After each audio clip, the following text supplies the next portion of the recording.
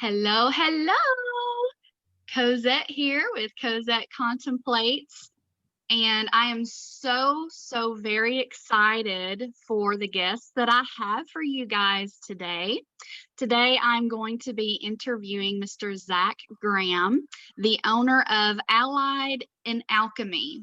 And Zach is an emotion code practitioner, and we are going to explore all things emotion code, and we're going to talk about his practice and what an invaluable resource it is if you have ever gone through any kind of trauma, if you have any mental health challenges, emotional challenges.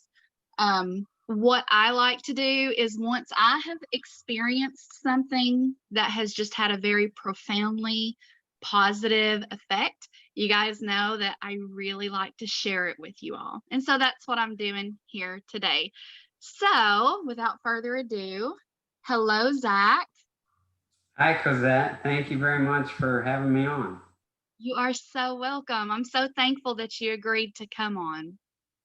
Yeah, I'm grateful for the opportunity, and I definitely enjoy talking about this stuff, so it's fun for me. Yeah, it is amazing. I am so thankful that you and I connected. Actually, came across you. I discovered you through a mutual friend of ours, Stephanie Stutz, and she's just an amazing person herself. So when I saw her share your work, I immediately reached out, and I can honestly say my life has never been the same since we connected. Well, thank you for that. I have this suspicion though that you might hear that a lot. Do you? I've been getting good results, so yes. Yeah, And it's been good. I'm grateful for it. yeah. Awesome.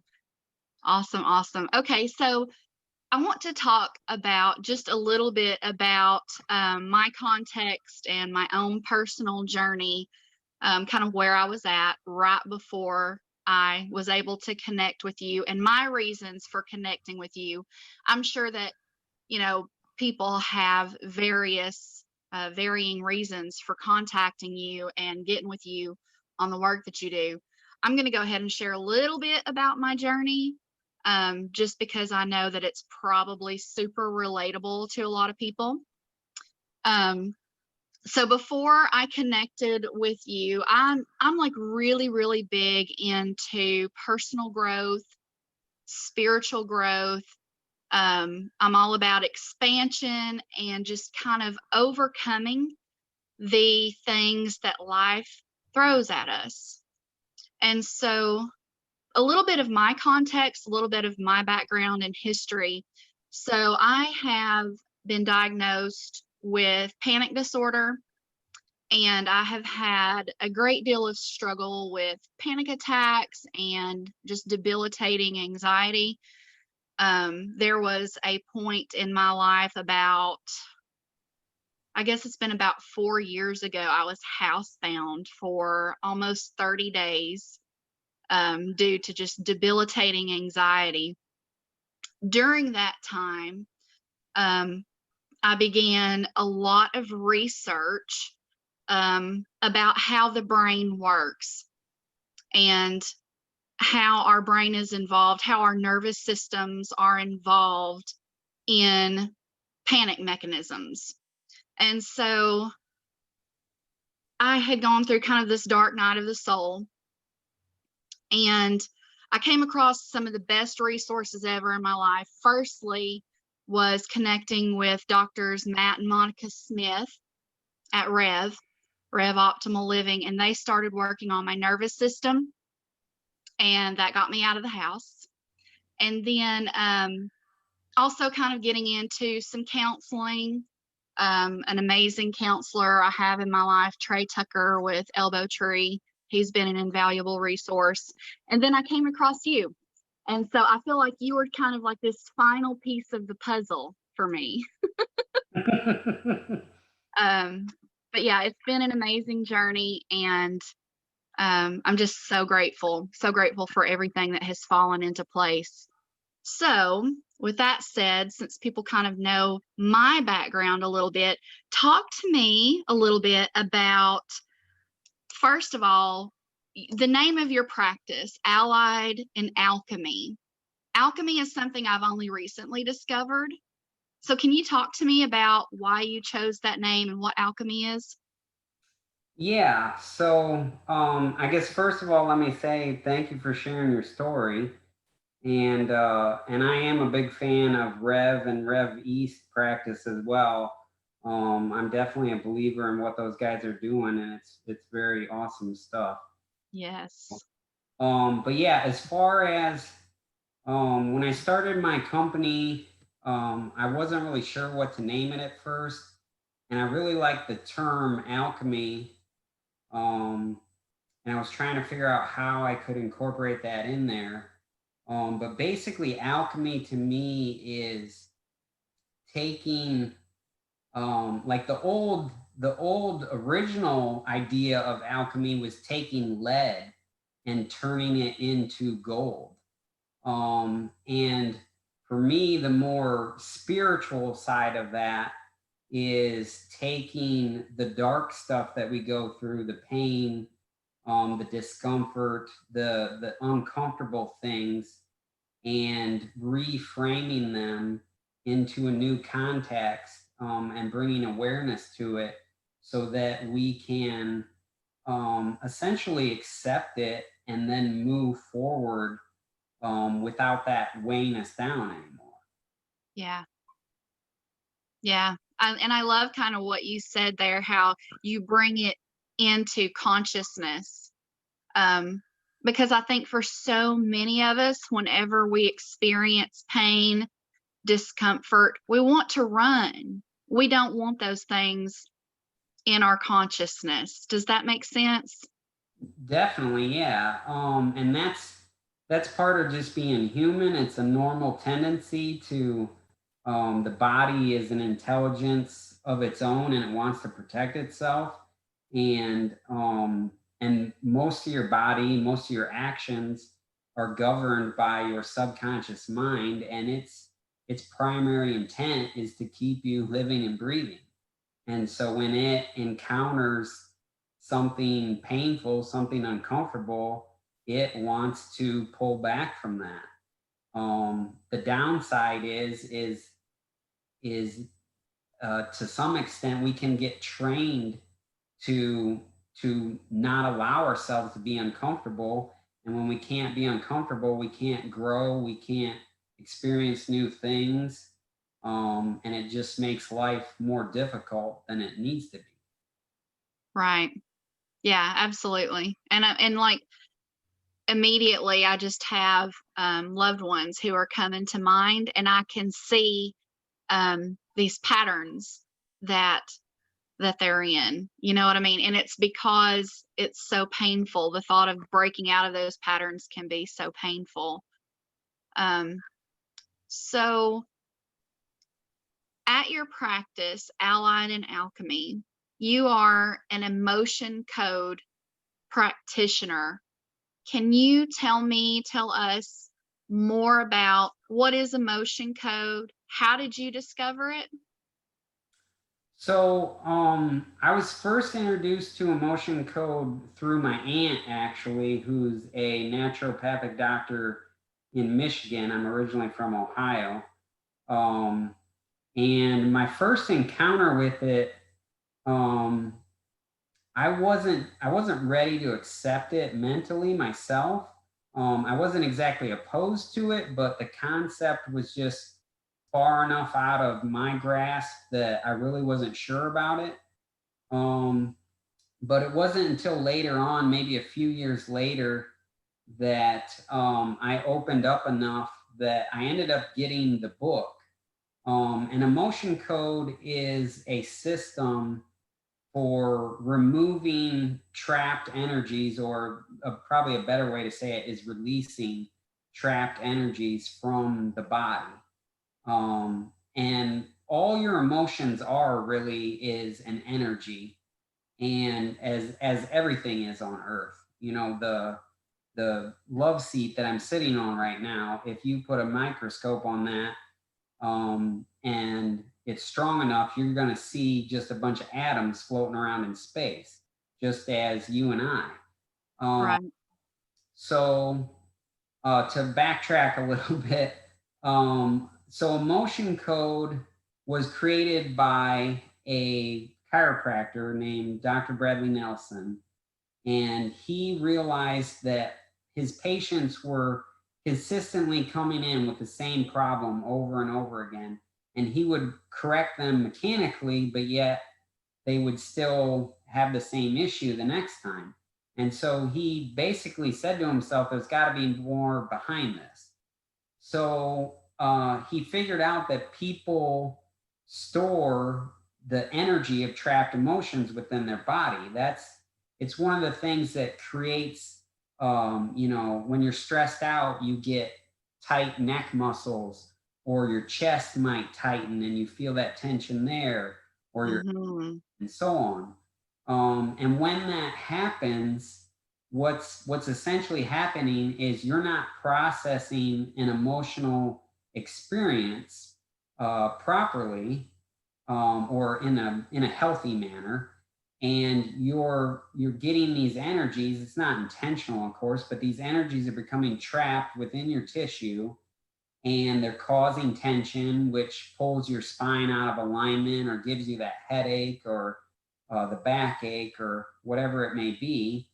And um, they end up causing a pain cycle, and they restrict by the tissue tightening, it restricts blood flow, and you get that pain cycle.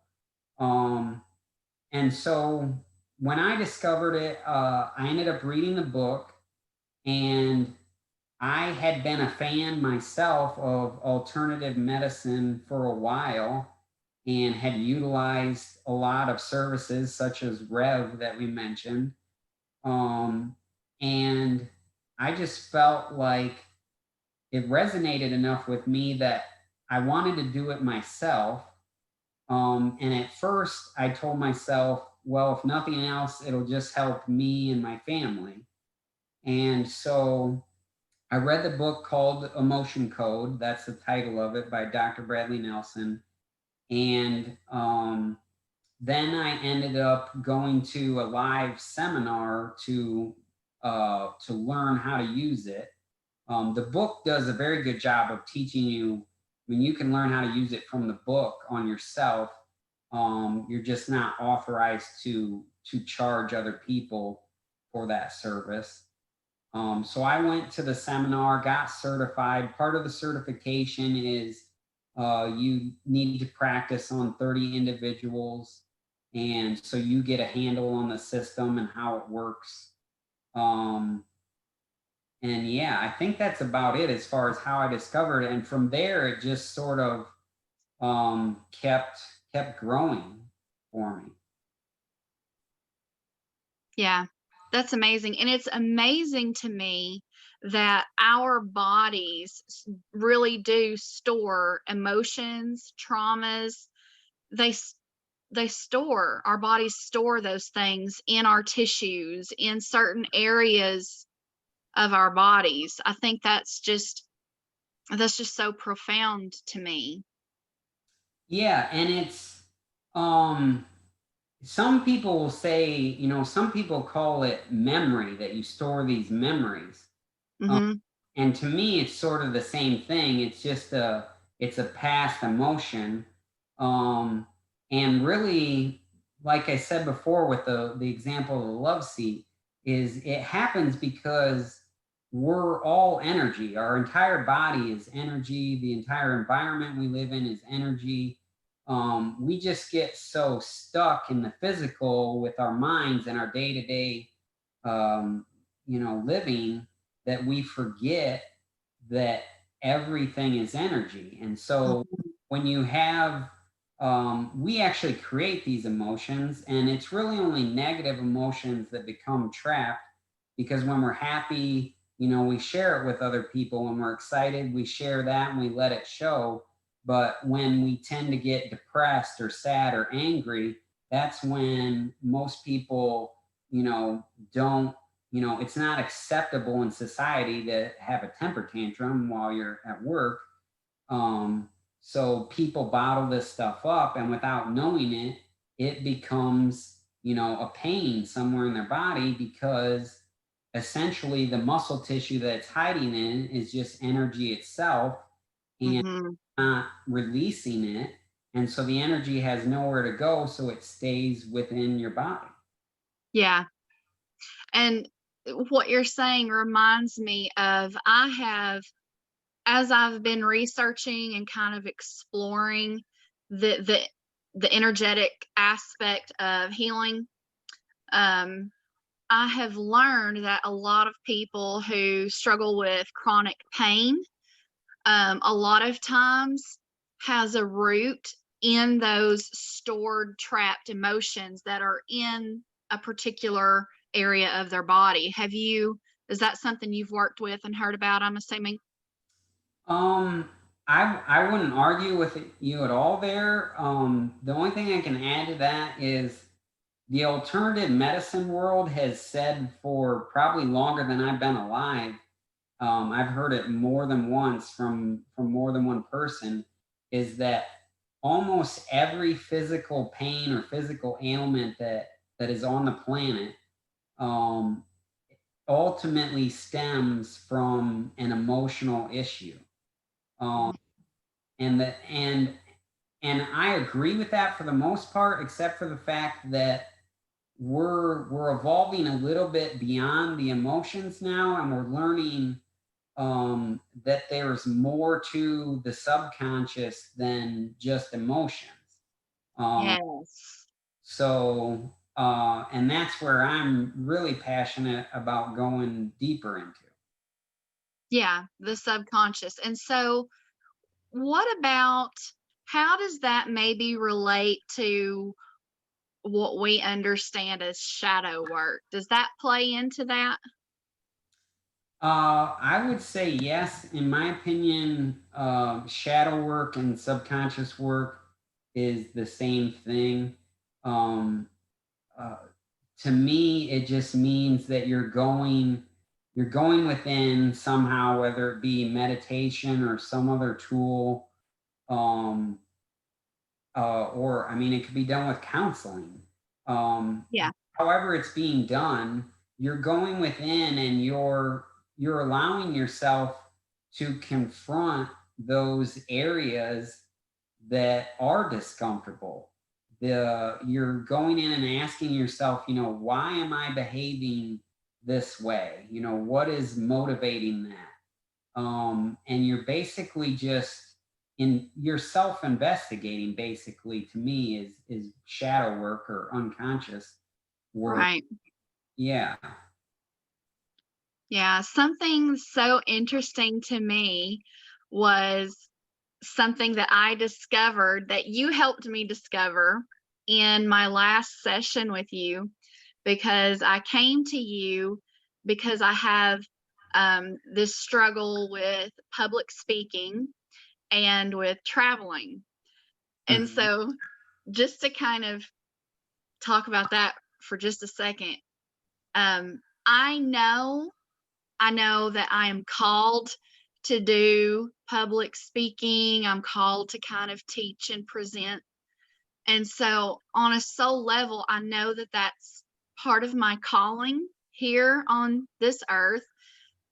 But there are moments when I'm functioning, doing some sort of public speaking, that I will get just hit with debilitating anxiety. So I had to do a funeral for someone that I dearly loved several years ago.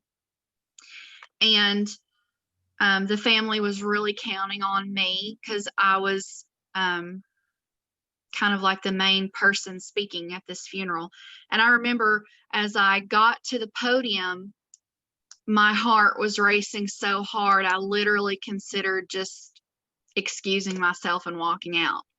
And for me, that was just devastating. I eventually overcame it and was fine. And a lot of the times when I speak, I'm fine. but there are those moments that are just so unbearable, and they hinder me from the flow that I know that I can have and enjoy. And so, and I noticed as I was doing shadow work and exploring and bringing into consciousness all these uncomfortable feelings, it was the same exact emotion, the same exact feeling I would get when I'm flying. Now, whenever I get ready to fly, I'm not afraid that the plane's going to crash. I'm not afraid once I'm in the air. It's nothing like that. It's sort of like this anticipation anxiety. And that hinders me from being able to enjoy traveling, which is something else I know I'm supposed to be doing.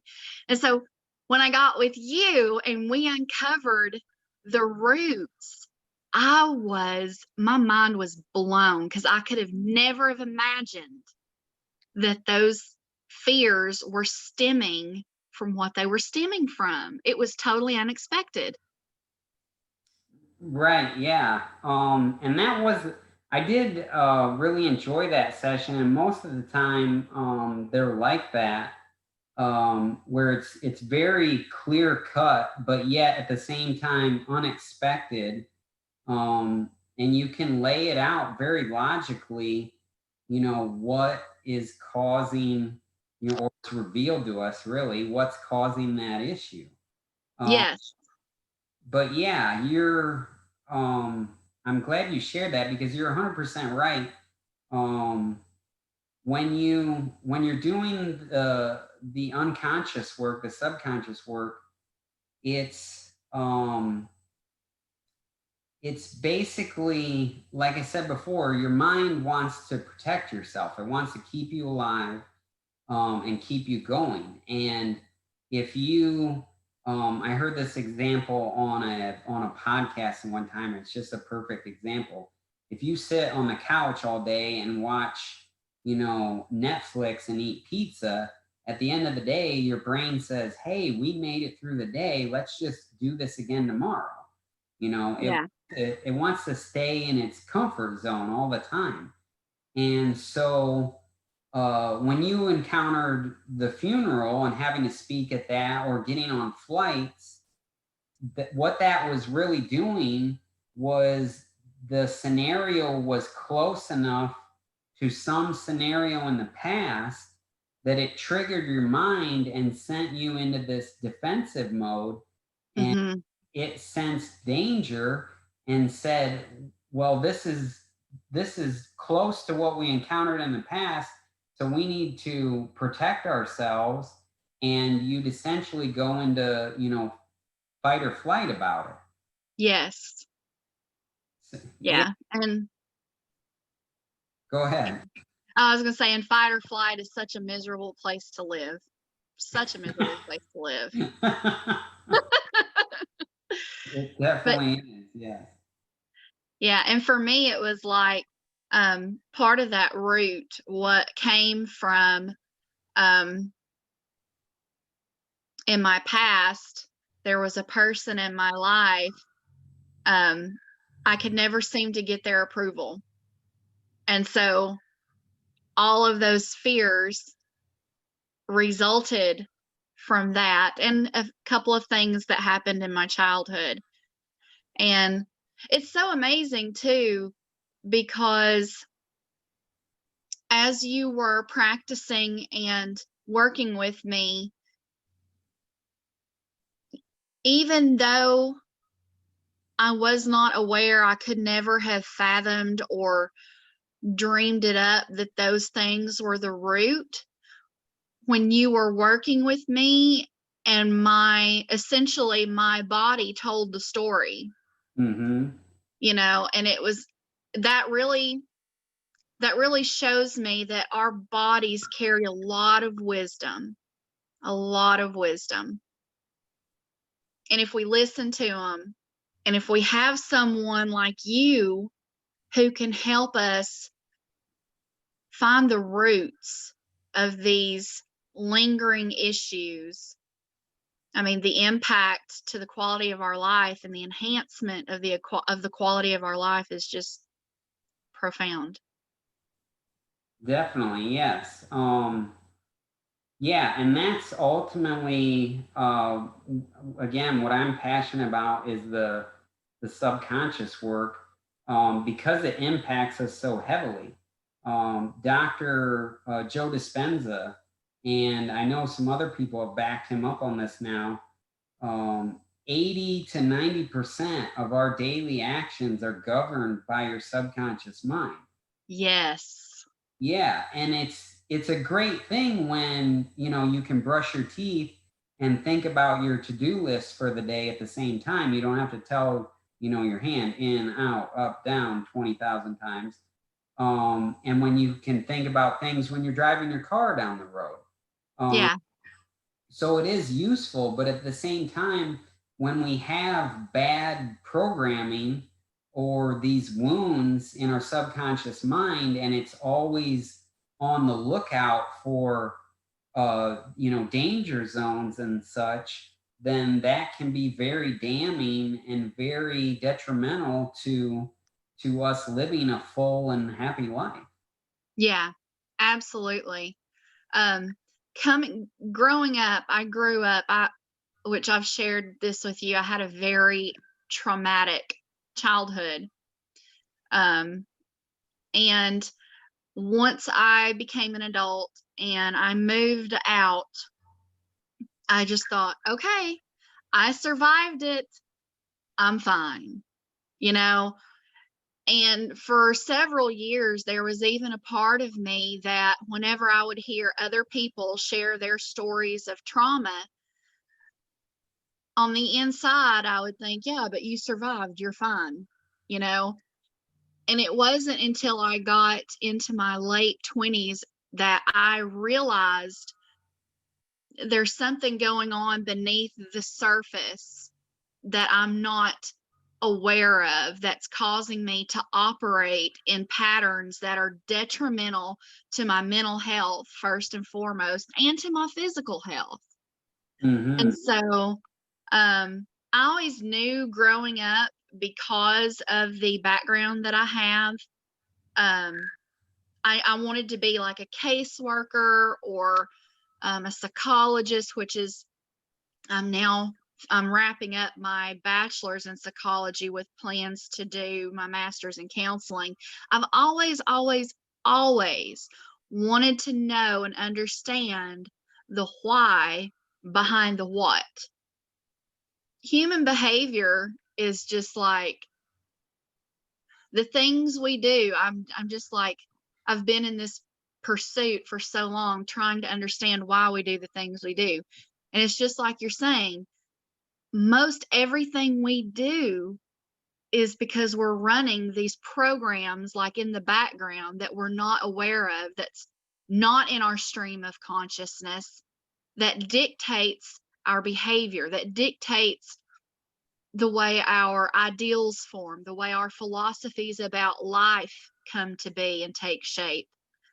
And it is just, I'm very passionate about talking about how imperative it is to explore the subconscious, because you can tap into a life that you always wanted to have if you can do that. Definitely, yeah.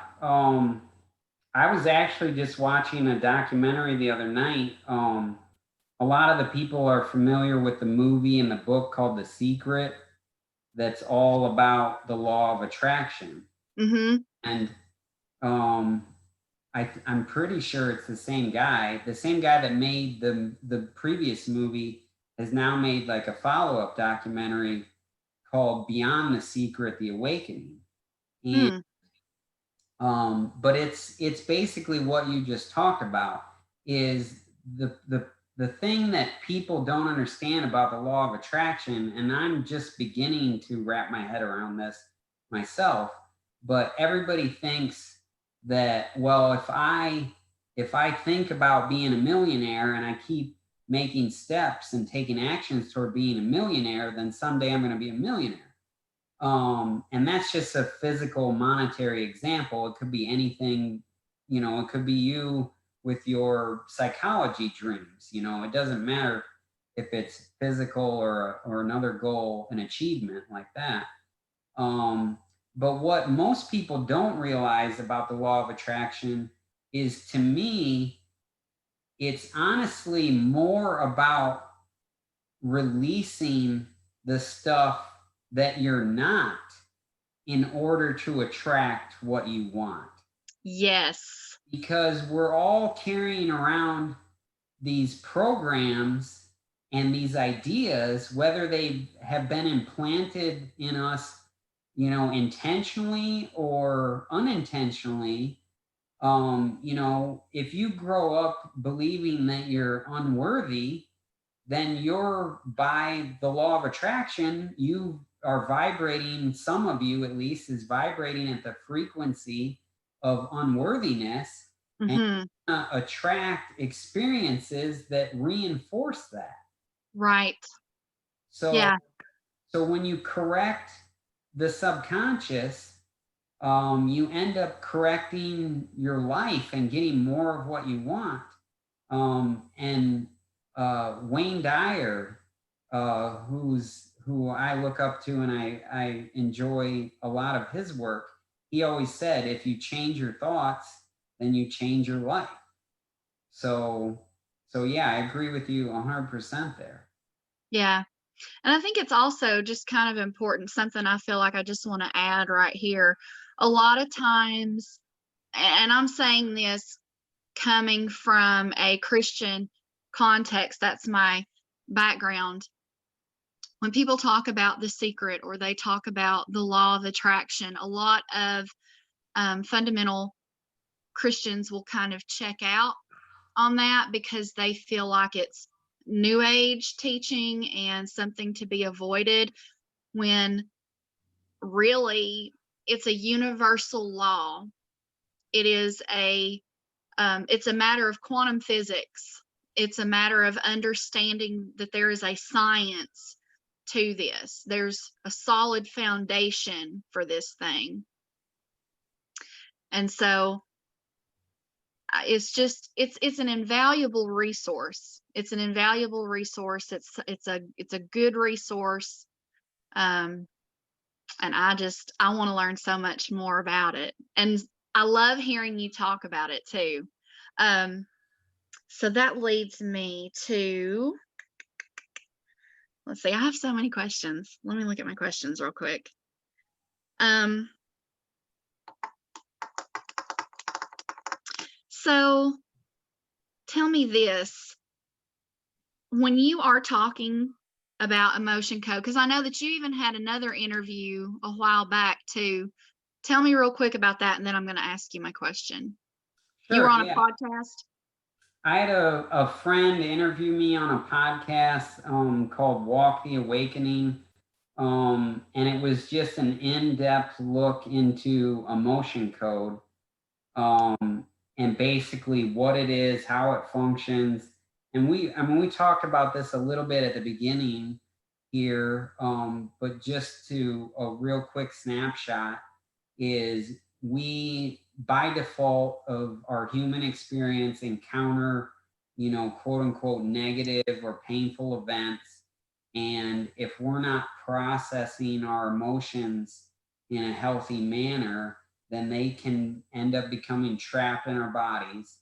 An emotion code is an energetic modality or system, that's simple, effective, non invasive, to help us identify and release these trapped energies of past emotions, so that we're not carrying them around anymore. Because basically, when we are, if you think about an extreme example of when people are depressed, what do? They get lethargic. They lay around, they sit around, they're not active. Well, why is that? It's because when you get depressed, you feel defeated, and you're running all these thoughts in your head,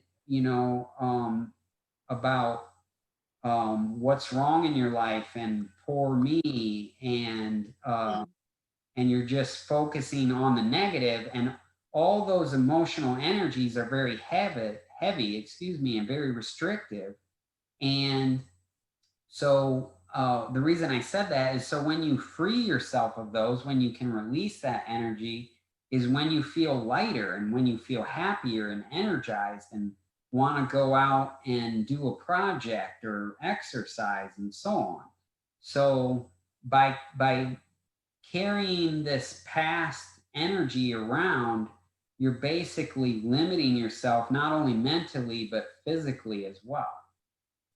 Yes. Yeah, very, very true.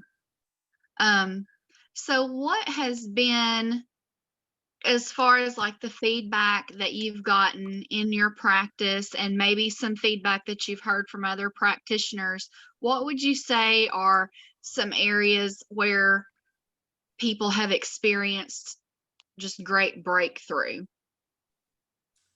Um, it can be, that's the one thing I do like about emotion code is because it's simple and it's non-invasive is and because emotions are such a large part of our experience here on earth is you can apply this to almost anything.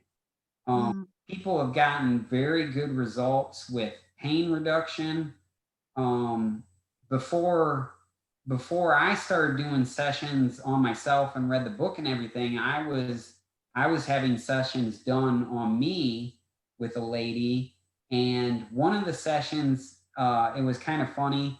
We were focusing on a mental thing, but then after the session, the mental part of it improved. But then at the same time, I also realized that the shoulder pain that I've been having in my right shoulder was cut in half of what it wow. was.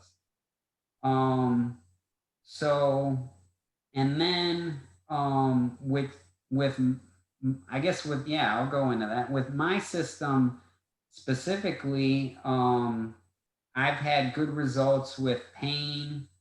Um, Again, mental things like self worth, appreciation, um, or confidence, maybe.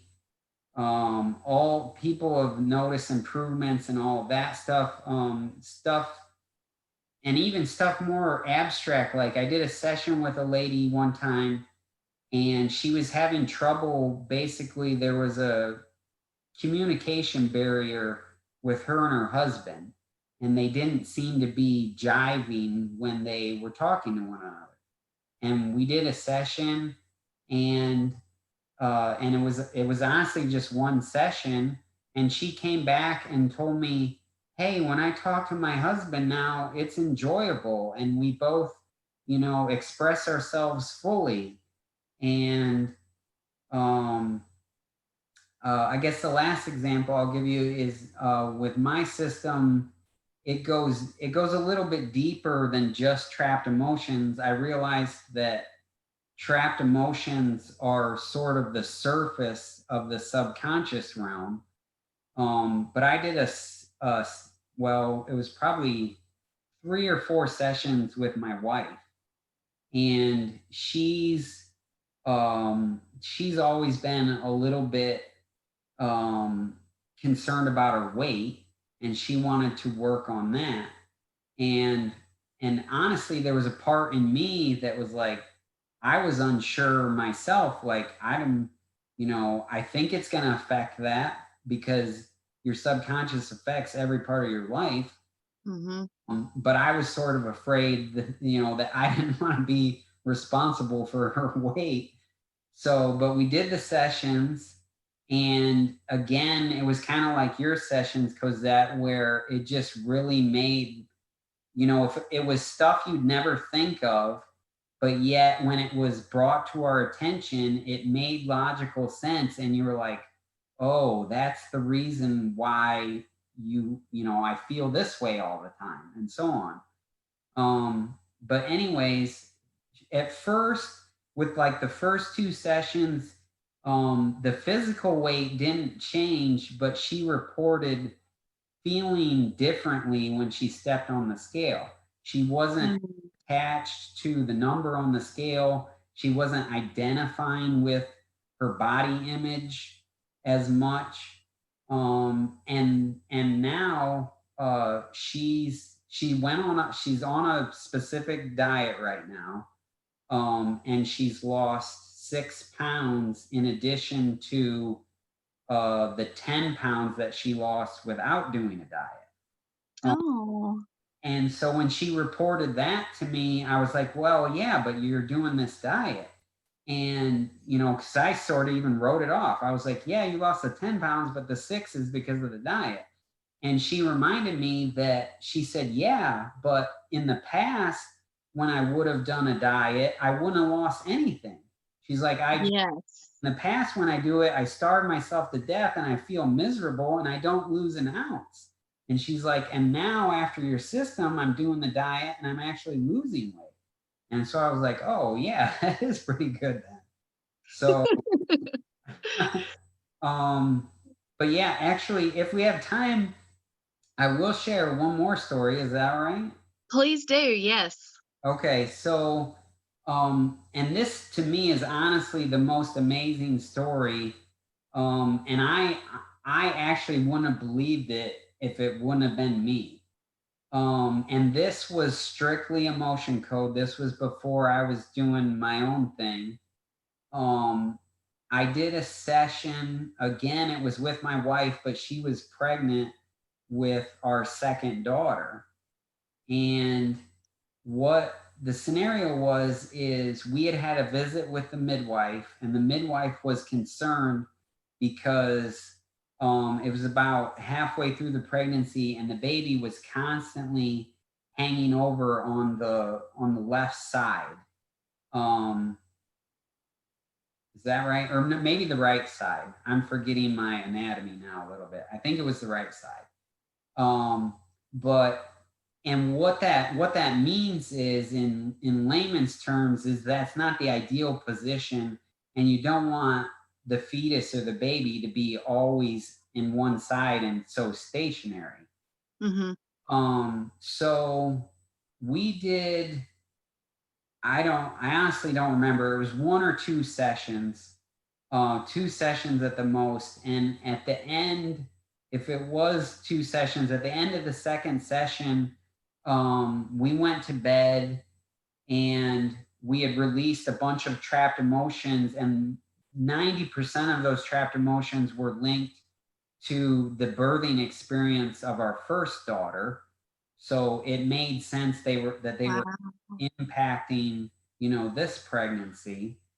And but we went to bed that night and got up in the morning and nothing much had changed. But I asked my wife, I said, "Well, how did you sleep? Did anything happen? Did you notice anything?" And she just said, yeah, she just said the baby was way more active that night than any other night. And then I went to work and sort of forgot all about it. And halfway through the day at lunchtime, she texted me a picture of, looking down of her pregnant belly. And you could see that there was a definite protrusion then on her left side where the baby hadn't been before. And, Oh, and the caption she sent with it was baby butt on the left.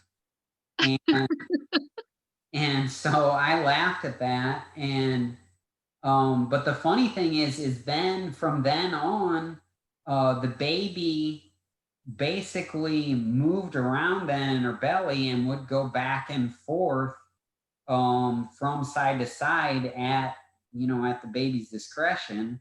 And the baby did end up birthing well and everything. But it was just neat to me that it had that much of an effect because the baby had literally not at all ever been on the left side of the womb up until that point. And wow. it was all because of these negative energies, you know, the, and again, that goes back to the law of attraction, like attracts like, and the baby could recognize those negative energies and wanted to keep itself safe and keep itself distanced from them. And so Wow. it wasn't going over there. Mm, that is amazing. That is so amazing. And it kind of it almost makes me think about like epigenetics and how, even I think they say it's when a woman is pregnant, the baby can feel emotions that she's experienced all the way up to like 2 years previous before that pregnancy. And so it's just amazing to think that we can pass emotion on to others. Yeah, definitely. I mean, well, and science has proven now that they did a study of Holocaust um, descendants, and they've proven that those Holocaust descendants carry with them the emotions and energy of those Holocaust victims.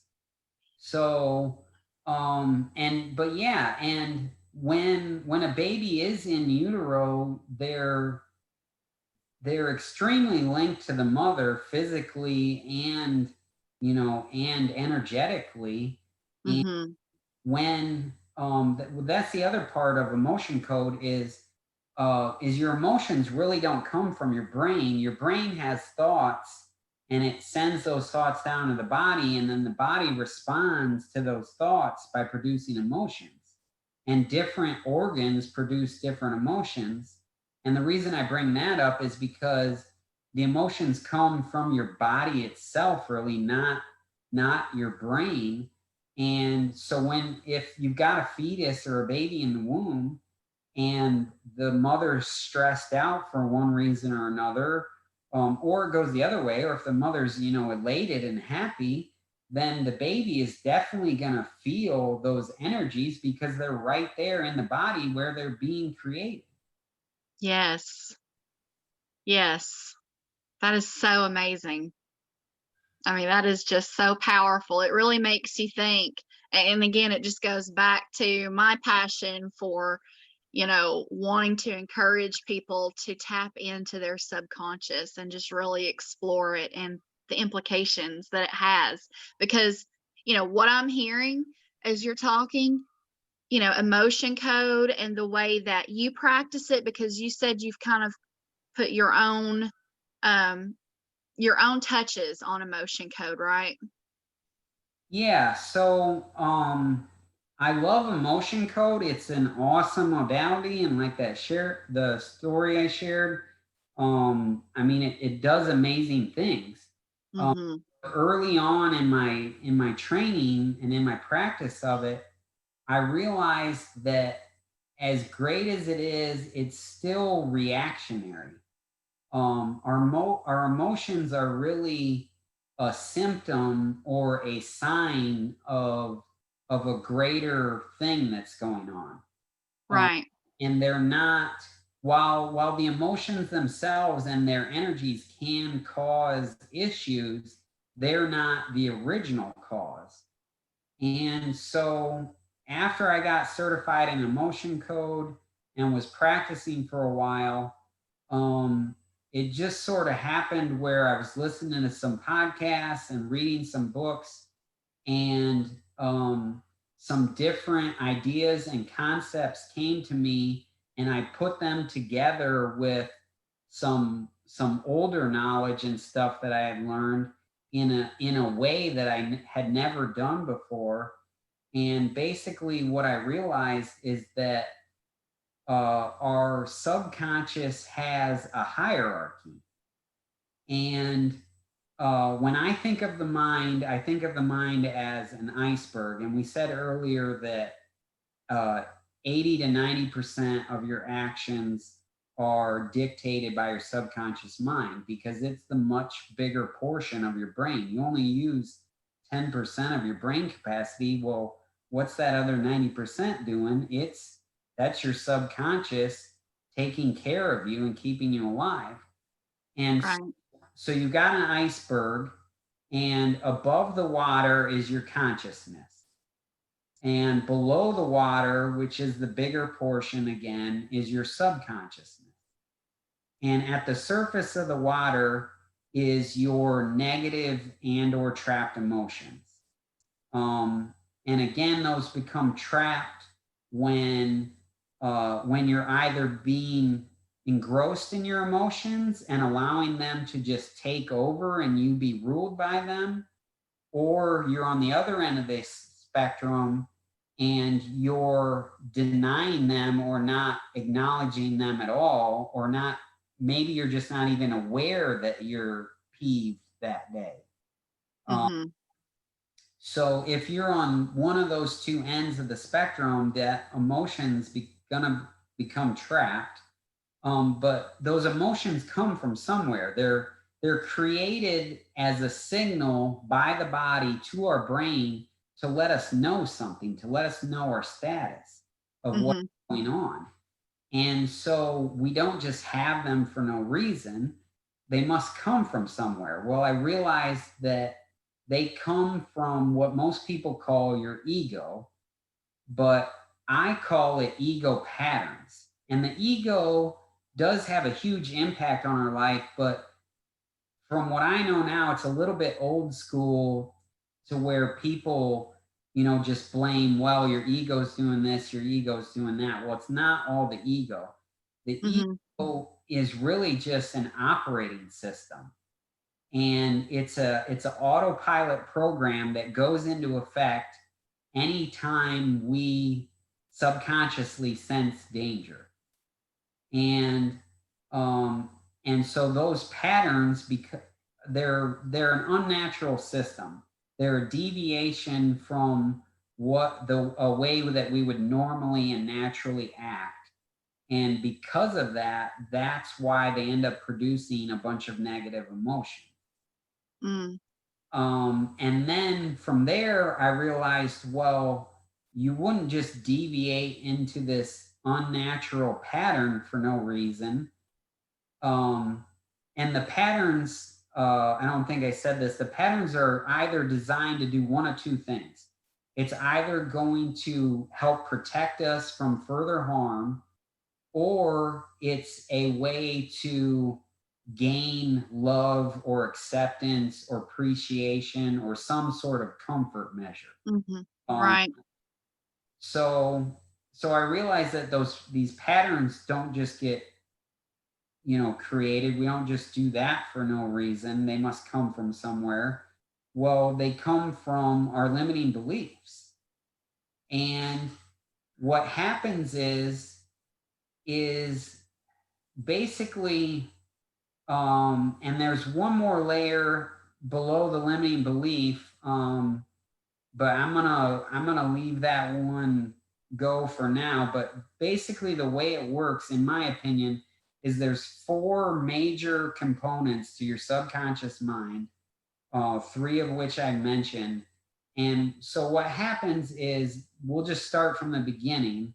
And I believe most of this stuff, most of this bad programming is incurred in childhood, although it can be at any point in life. Mhm. But let's just use an example of, um, say you're 5 years old, and you end up, your parents are driving and you're in the car and you end up getting in a car wreck. And it's just, and maybe it's not physically traumatizing, but it's emotionally traumatizing. And that creates this wound within us. And we feel vulnerable from that, and we feel hurt, and we feel discomfort and pain, how whatever you want to label it. And our subconscious goes, well, wait a minute, that was dangerous. That put our body and ourselves, at risk. So it says, well, we need to do something from now on to keep us alive, to keep us safe. And so what happens is, you develop this belief that, maybe you were in a sports car. I mean, the belief could be anything. So maybe you were in a sports car, and your belief is now that sports cars are bad, or that they're dangerous, or that they're unsafe. Um, or maybe it was a curvy road, and now your belief is curvy roads are dangerous, and so on. And so now you've got this belief, you've got this hurt down here, this original wound, and you've got a belief on top of it. And the belief spawns an ego pattern, an operating system. And so now, anytime in the future, when you encounter anything similar to a sports car or a curvy road, your operating system automatically kicks in and it says, well, now I'm going to do this to prevent anything from going wrong, essentially. Mm-hmm. And an operating system, it could be a control pattern. It could be you trying to manipulate others and your environment. Um, it could be any number of things. And again, because that's an unnatural operating system, because we're not supposed to dictate how others behave and act, and when they don't respond how we want them to, you're gonna you're gonna have negative emotions come up because you can't control everything. You can't control your external environment. And so again, that's the last layer then, and it's the closest layer to the surface of our conscious mind and what's most easily perceived. It's easy to notice emotions in others, and sometimes you can even feel in others' emotions just by being, close to them. And Mm-hmm. also, that's part of the hierarchy. Is the ego patterns are the next one down, because it's also relatively not as easy as emotions, but it's relatively easy to see when someone's being manipulative, or someone's being a perfectionist, or so on. You can see those sort of things in others, but it's not as easy to identify limiting beliefs even in yourself, let alone others. And um and that's why I am passionate about my system. Is it tackles all those four components directly and individually, and it allows you to identify them easily. And I mean, unless you're some master at meditation and going within, most people won't be able to say, yeah, I have this root belief deep inside myself that um that I was, that I'm not lovable, that I'm not worthy of love, or whatever it might be.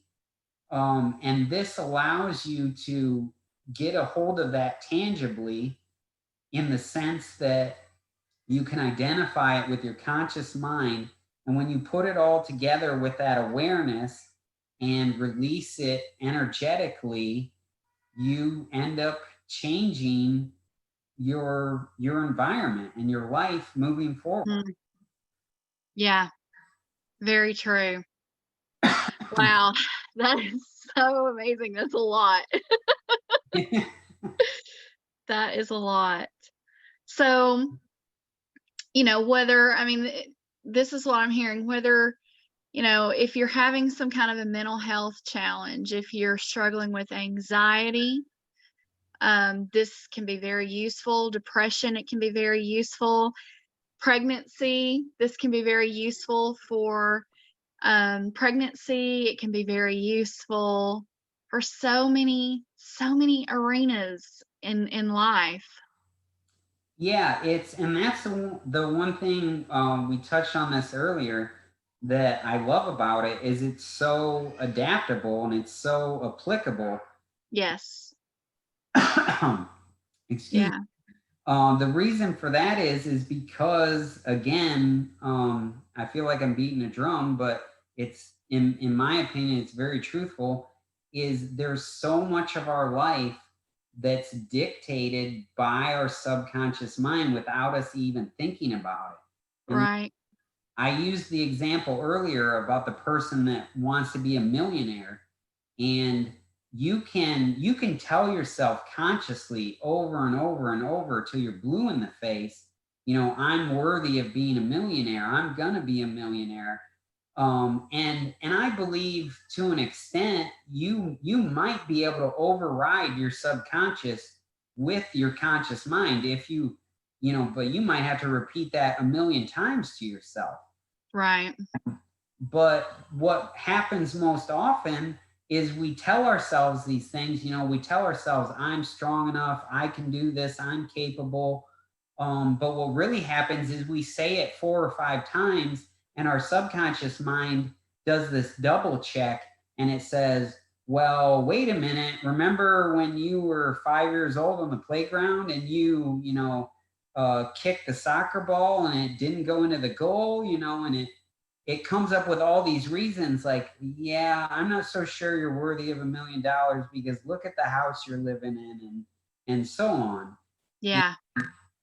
And so um basically, in my opinion, when you can get rid of that bad programming, that's when you're going to see the true peace and the acceptance and the things that you want in your life um come around. It's because we all do it. It's part of being human. It's part of our learning.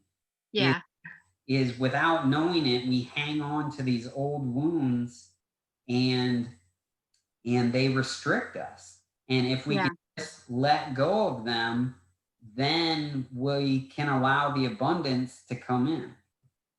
Yes. Allowing the abundance to come in. That's where we all want to be. That's the sweet spot. Yeah, Awesome. whether it be in a physical means or whether it be, the ability to fully accept love from your family and friends and that. Yeah, exactly. Amazing. Well, Zach, this has been so cool, and I could pick your brain probably the rest of the evening. This is definitely my jam. I hope that you'll come back on and maybe we can talk some more about this. Would you be willing to do that? Definitely, yeah, yeah. Awesome. Okay. Well, in the meantime, I just want to say to everyone who's watching, you have heard all the ways that Allied and Alchemy and Zach Graham can help you. If you feel like, or if you suspect you're running some bad programs, and here's a hint, we all are. I would highly encourage you to reach out to Zach and experience emotion code, experience um, experience his practice. So, how can people find you, Zach? How can people reach out to you? Yeah, thank you again, Cozett, for having me on. This was really enjoyable. Good. But yeah, people can find me on Facebook, Allied and Alchemy. If you search there, you'll find me. You can email me at alliedandalchemy@gmail.com. And then people can also call me as well or text me. My phone number is 419-467-2233. Perfect. All right. Well, I encourage everyone to reach out to Zach. I can pretty much guarantee you're going to find some amazing things that are deep within that are really going to profoundly and positively affect your life. All right. Well, thank you again, Zach. And I will be back to see you again soon. All right. Awesome. All right. Well, you have a great evening and thank you so much. Yes, you too. Thank you again, Cozette. You're so welcome. Bye. Bye.